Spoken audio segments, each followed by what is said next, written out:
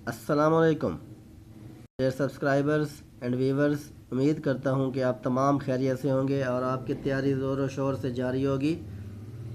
आज बड़ी इंटरेस्टिंग बड़ी अहम वीडियो लेकर आपके लिए मैं हाज़िर हुआ हूँ, जिसका ताल्लुक़ है difference between strategy, method, technique and tactics.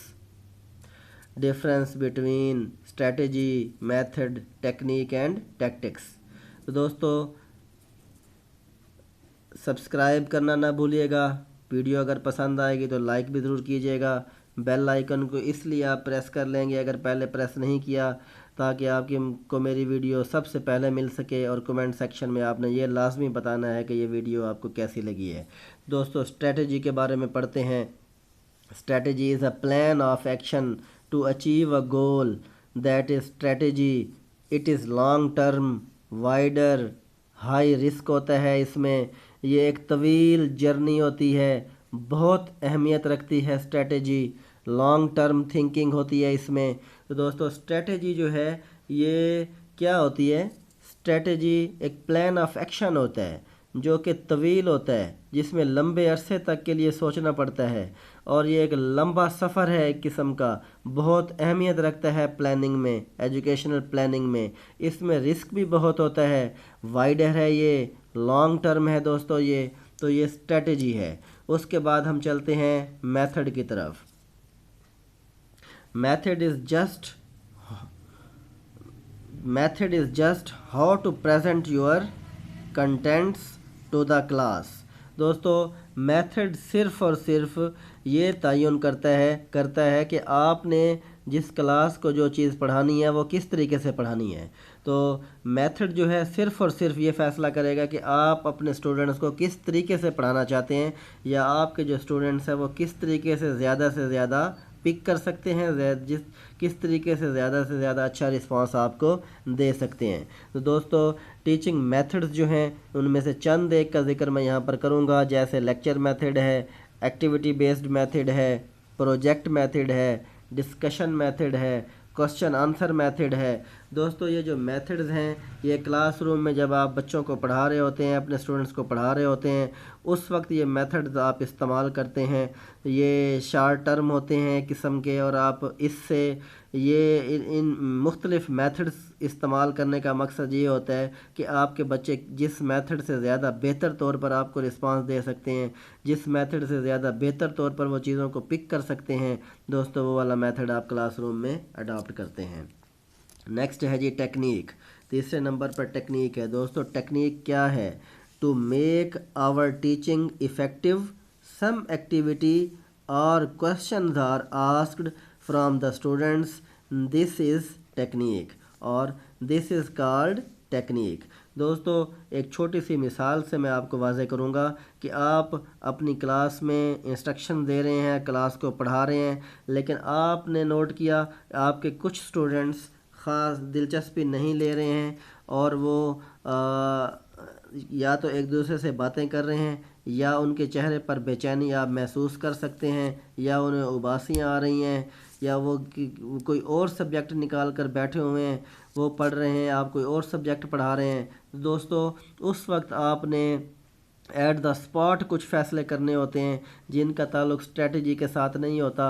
Strategy तो एक लॉन्ग टर्म होती है। एक ही दफ़ा पढ़ाने से पहले आपने एक प्लान किया कि आपने ये जो गोल्स हैं वो किस तरीके से हासिल करने हैं, लेकिन जब आप बच्चों को पढ़ा रहे हैं तो आप ये नोट कर रहे हैं कि बच्चे सीरियस नहीं हैं, कुछ बच्चे सीरियस नहीं हैं और वो पढ़ने में दिलचस्पी महसूस नहीं कर रहे हैं। लिहाजा आप क्या करेंगे, एट द स्पॉट कोई ना कोई डिसीजन लेंगे।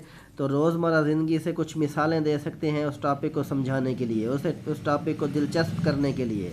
आप कोई लतीफ़ा सुना सकते हैं बच्चों को, ताकि बच्चे जो हैं वो उस टॉपिक की तरफ लपकें, फ़्रेश हो जाएं और उस टॉपिक को सही तरीके से समझने की कोशिश करें।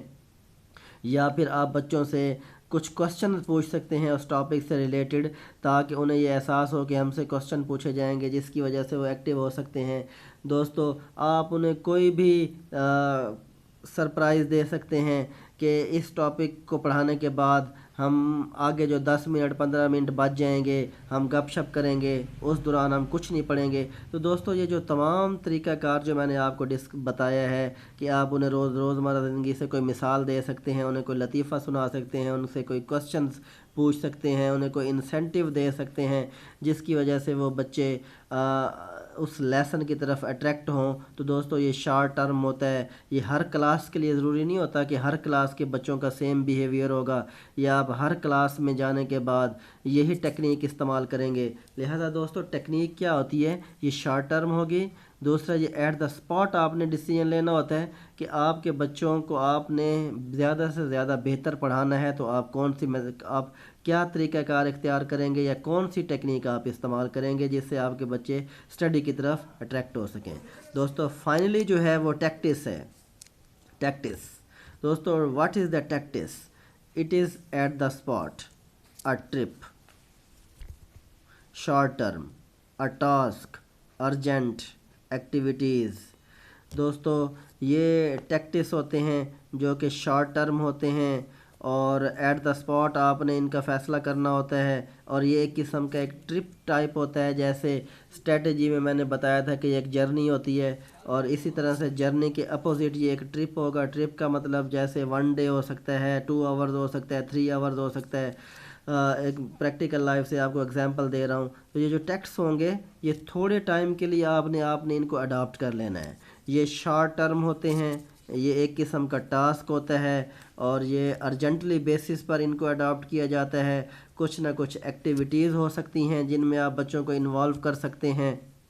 تو یہ ایکٹیویٹیز یا شارٹ ٹرم جو آپ کا ڈیسیجن ہوگا یا ایک ٹاسک ہوگا جو ارجنٹ بیسس پر ہوگا، یا ایٹ دا اسپاٹ آپ نے کلاس کے بارے میں کوئی ڈیسیجن لیا، یا یہ سمجھ لیجئے کہ یہ ٹیکٹس کی جو امپورٹنس ہے وہ اسٹریٹجی کے مقابلے میں بالکل ایسا ہی ہے کہ اسٹریٹجی ایک جرنی ہے، ایک لانگ ٹرم سفر ہے، جبکہ اس کے مقابلے میں جو ٹیکٹس ہے آپ نے شارٹ ٹرم کے لیے اس کو اڈاپٹ کر لینا ہے تاکہ آپ بچوں کو زیادہ سے زیادہ بہتر طریقے سے پڑھا سکیں۔